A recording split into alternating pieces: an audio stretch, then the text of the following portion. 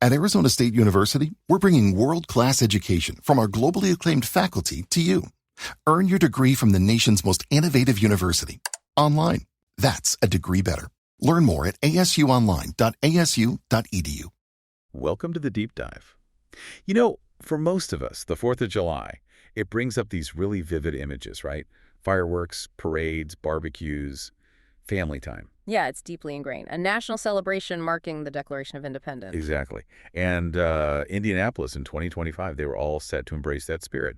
Big plans, lots of celebrations. They really were. But then in the early hours of July 5th, 2025, just as everything was quieting down, that whole picture just shattered. A truly devastating act of gun violence cast this terrible shadow over the holiday. So our mission here in this deep dive is to sift through a stack of sources. We've got reports from WTHR, the local news station there, official statements, basically trying to pull out the key facts, the insights about what happened. Right, to understand the context, the tragedy itself, and maybe what comes next. Yeah, we want to understand the holiday spirit in Indy before this happened, then detail the tragic shooting itself, look at how the community reacted right away, and, talk about the bigger picture, public safety, the future of the holiday there. It's unfortunately a necessary look, how something meant for unity can just flip into grief so fast, and what we can maybe learn from it. Okay, so let's set the scene first. Think back to, John Adams' original idea for Independence Day. Cannons and readings, right? Yeah, exactly. Cannons, public readings of the Declaration. And over time, that evolved.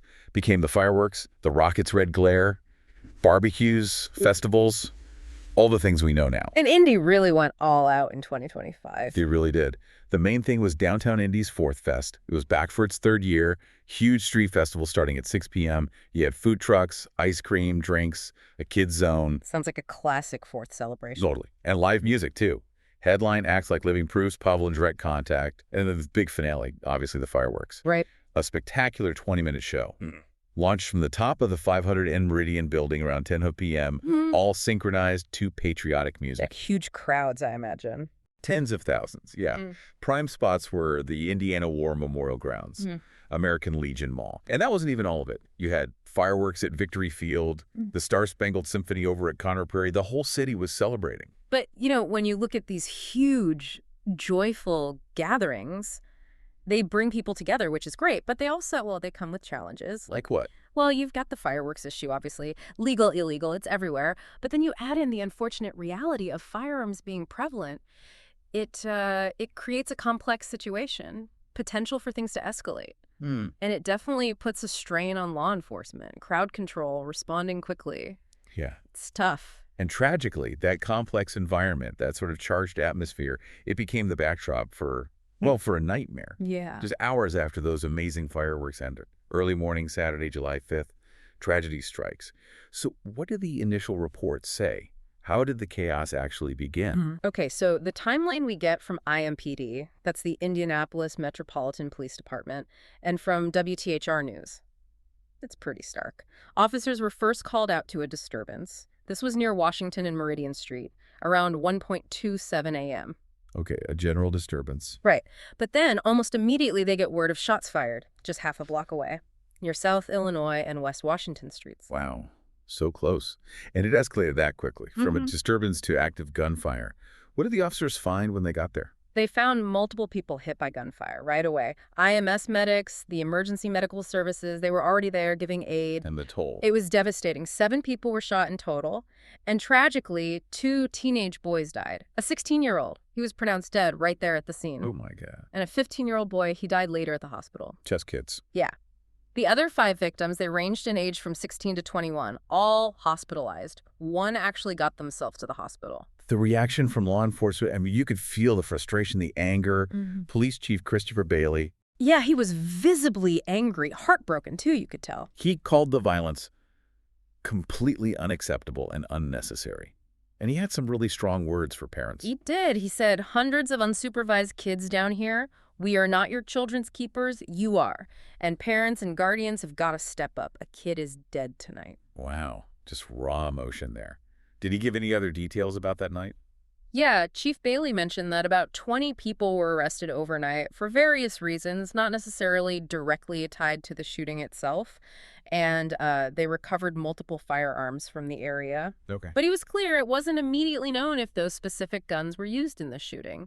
He also pointed out something else pretty alarming. Even before the mass shooting happened, police had already confiscated guns from 2 other juveniles downtown earlier that night. Including an assault rifle, right? Including an assault rifle, yeah. Yeah. It really paints a picture of, well, the situation police were dealing with. Mayor Joe Hogsett, he also responded quickly. Condolences, condemned the violence, and he announced immediate steps, right? Like enforcing the youth curfew downtown more strictly. Exactly, trying to regain some control. So what about the investigation itself? Where did things stand shortly after? Well, as of July 6th, the day after, the motive was still unclear. No specific suspect or suspects had been identified officially, although they did detain 7 individuals for questioning. But their involvement wasn't confirmed. Not confirmed, no. IMPD was heavily relying on surveillance footage from the area, and the city announced plans to add even more security cameras downtown and also bring in the Indiana State Police for assistance. All right. And it's crucial to add, this wasn't happening in a vacuum. This specific incident was horrific, but that whole 4th of July weekend in 2025, it saw multiple shootings across the country. I remember hearing about Philadelphia, Chicago. Yeah, mass shootings reported in those cities, too. And even in Indianapolis itself, the weekend before the 4th had been incredibly violent. 7 people killed, 9 injured in various incidents. So it points to this broader troubling trend. The community reaction in Indianapolis, WTHR reported it was immediate. Grief, anger, calls for action. Understandable frustration, right? The celebration turns into this senseless violence, and the victims are so young. Absolutely. And Chief Bailey's comments about parents, about accountability, they really struck a chord. You think so? Yeah, it seemed to resonate widely. It tapped into these existing concerns about, large groups of unsupervised young people downtown and the accessibility of firearms. You saw community groups, faith leaders mobilizing almost instantly, offering support, organizing vigils, trying to find ways to heal and, demand change. That collective responsibility piece seems key. It often is after something like this. So the immediate response included calls for policy changes, too. Mayor Hogsett pushing for stricter curfew enforcement. Can you remind us what the curfew rules actually are there? Sure. So under Indiana state law, for kids aged 15 to 17, they generally can't be out in public between 1 a.m. and 5 a.m. on weekends.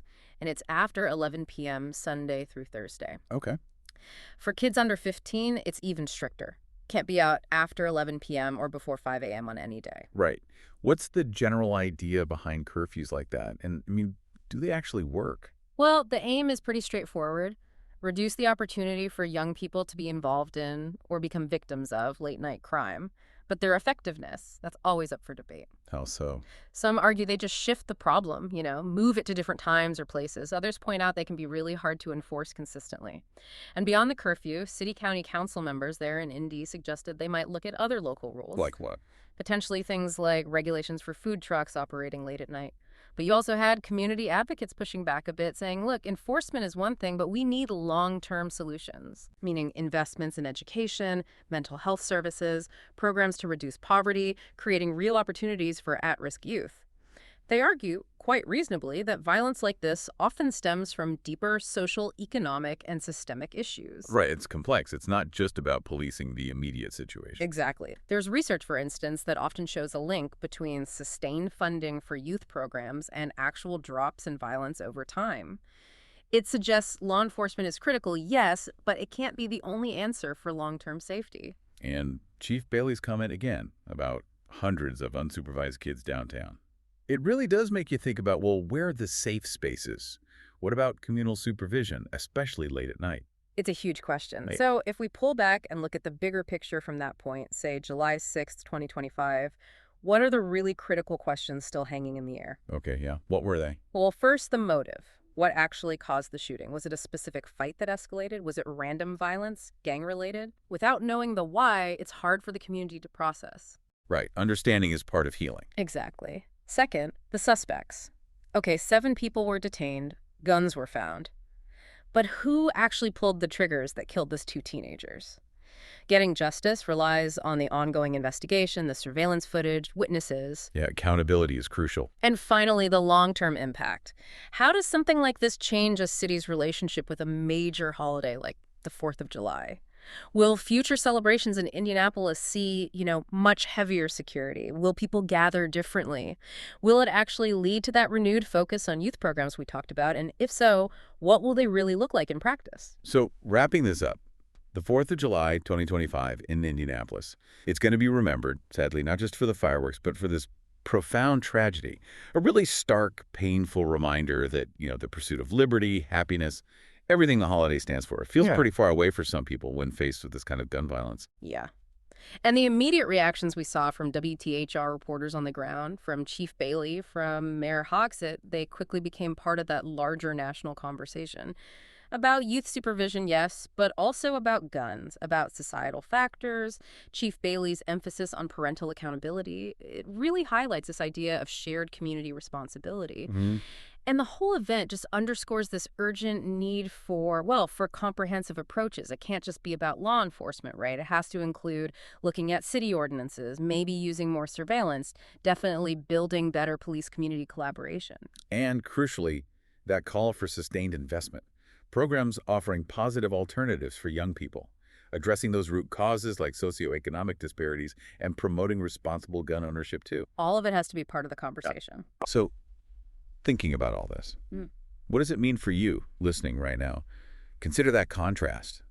A national day of celebration and then this intensely local tragedy. What kinds of questions does that bring up for your own community?